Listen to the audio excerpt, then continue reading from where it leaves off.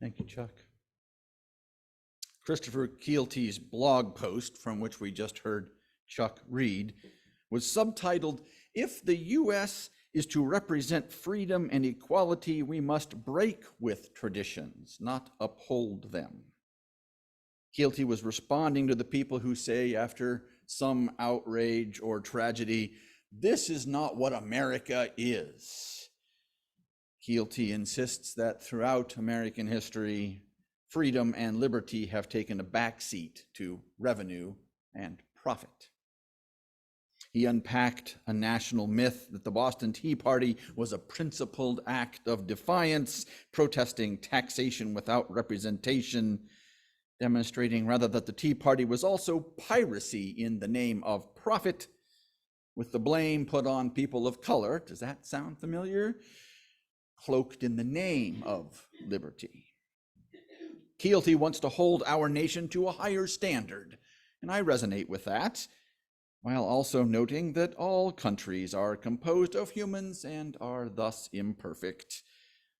I'm not saying our beloved United States is more corrupt or less transparent than other nations. I am not saying we should not celebrate Independence Day this Tuesday. I am saying that as I celebrate our country's birthday, we'll also keep in mind the imperfections and opportunities to grow. In my musings this week, I will keep in mind the recent enraging Supreme Court rulings, all while in the midst of ethical standards around Justice Thomas and Alito. I'll also keep in mind this anecdote from one of our nation's founding figures. When asked, "Well, what have we got, a republic or a monarchy?" Benjamin Franklin is said to have answered, "A republic, if you can keep it." That part of the quote is somewhat commonly known. There is more when the questioner, who was the wife of the mayor of Philadelphia, followed up with, "And why not keep it?"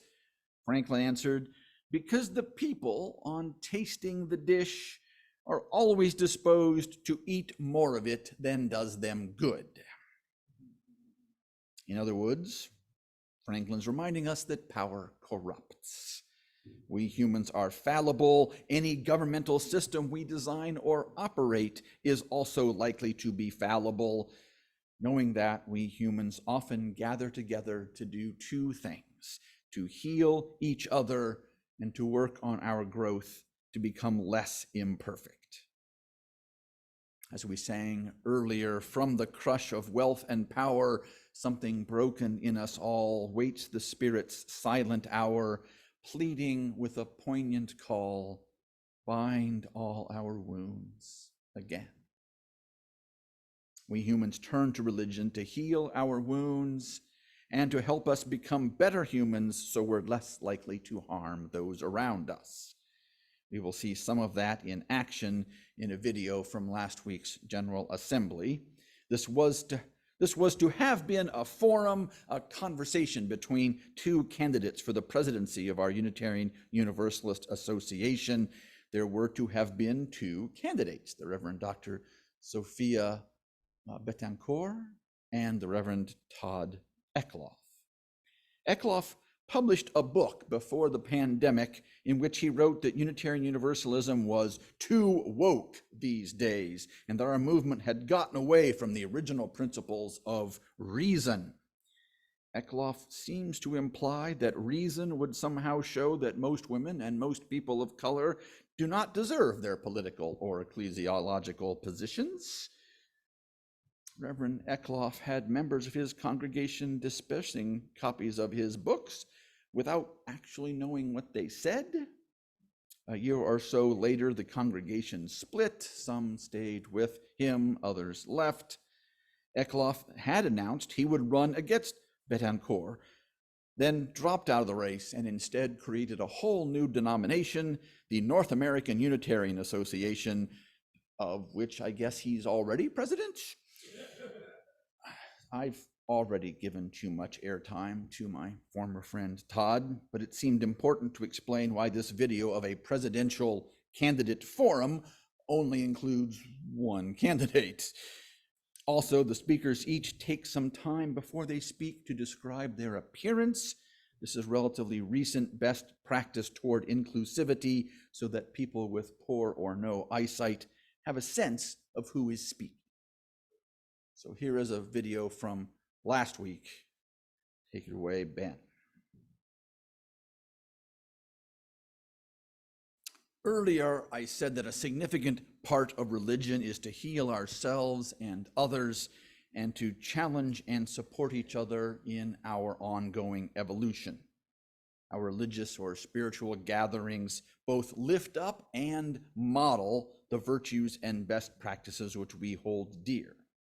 When the Reverend Dr. Sophia Betancourt reminds us that religious community is supposed to be countercultural, I hear her saying that although our society values riches and power, our congregations should uphold equality, inclusivity, compassion, and courage in pursuing all of those.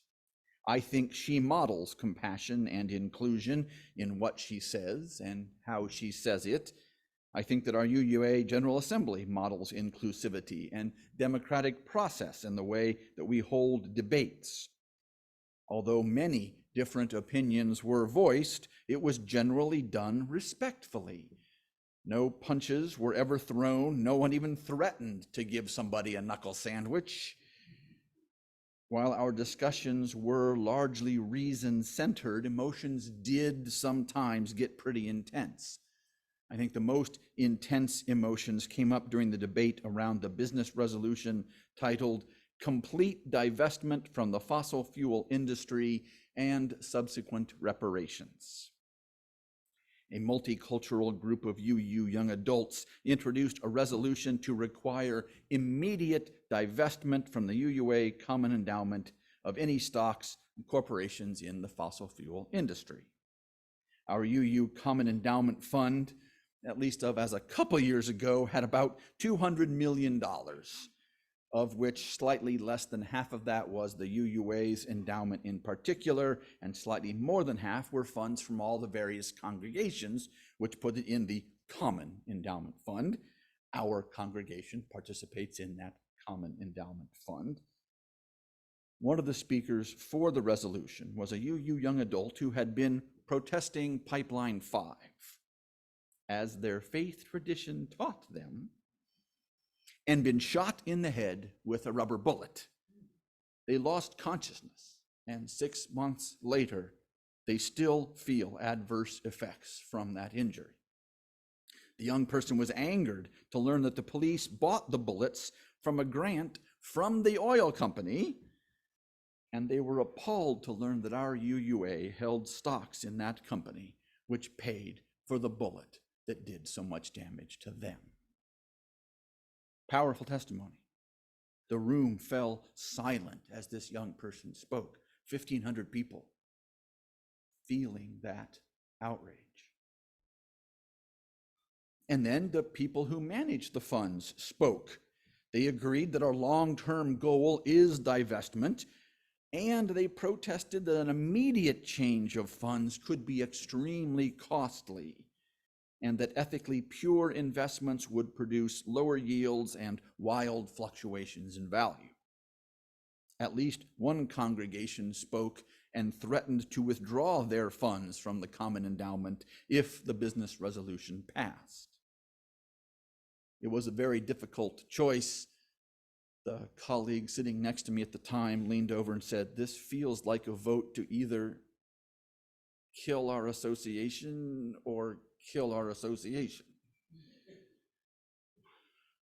I think had the resolution been to divest within 5 years, it would have passed. As it was, it said immediately, and it was defeated.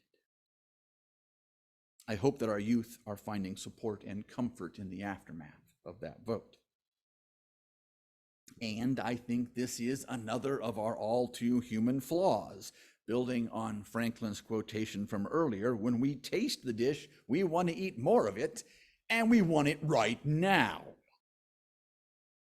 We fallible, imperfect humans go to church to install and strengthen virtues in ourselves, in our children, and their children, Congregational life can help us be better, more disciplined, more patient human beings. Ideally, this helps us to become better leaders in our families, in our schools, in our workplaces, and even in our political positions. And so as we approach the 4th of July, as we celebrate Independence Day in this imperfect, fallible, but growing nation, I want to end with this. I do not expect myself or others to be perfect. I do expect us to do the work to grow and evolve. Trauma can make it difficult. Our progress often seems slow. It almost always has a circuitous path. We virtually always require some support from others.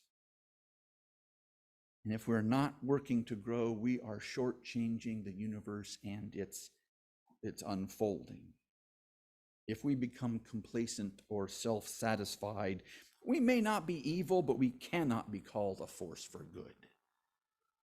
This Tuesday, I will celebrate a nation whose citizens are continuing to evolve.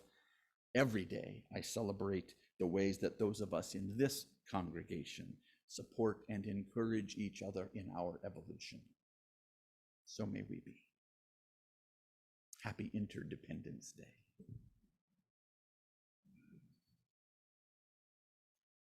This congregation